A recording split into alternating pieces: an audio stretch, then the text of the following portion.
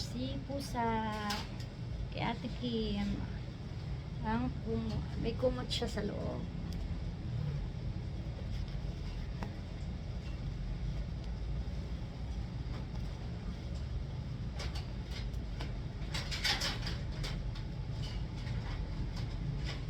Tcharan! Ano de? May kumot dito sa loob. Tapos, tinanggal ko dito yung kumot. Ayan.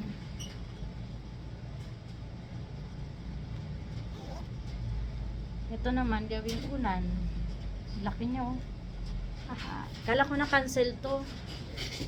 Isang tagal na. Ito ang next natin si Karupi. Kay Karupi ko. Yan. Ito naman ay kay Ate Bebs ko.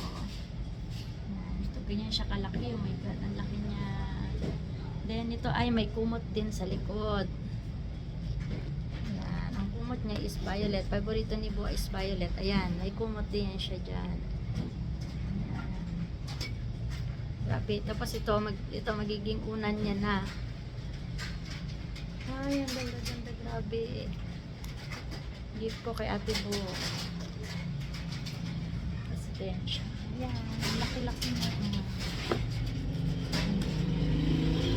Mas taba-taba. Kahit matanggal yung kumot, mataba pa rin. Yay, thank you. Ate Bo, para sa iyo po. Ito naman kay Joseph. Hello, Joseph. Ang laki-laki ni, anong tawag dito? Sino na nga ito? Avocado. Ganun din, meron din ito siyang kumot. Ano ba yung bukas ng kumot ito?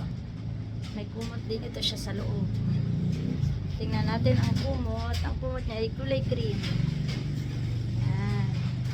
Ito ang kumot. Then ito is magiging unan. Pang travel lang ng mga bata. Oh.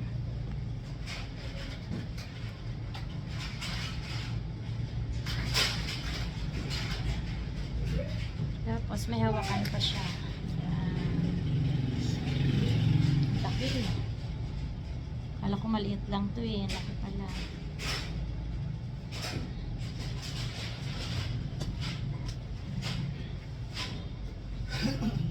Ito na. Kay Kuya Joseph. I love you na. May mahilig sa pusa si Ate Kim. Pusa. I love you, Ate Kim. At dahil mahilig sa violet si Ate Bo, ito naman kay Ate Bo.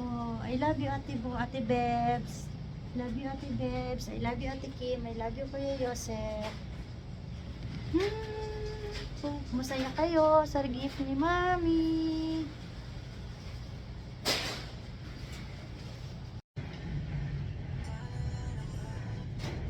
Yay! Kay Bo. Ito kay Bo. Ang cute. Ito kay Ate Kim. Pusa-pusa. Then, ito ang kayo. Ang laki niya pala na.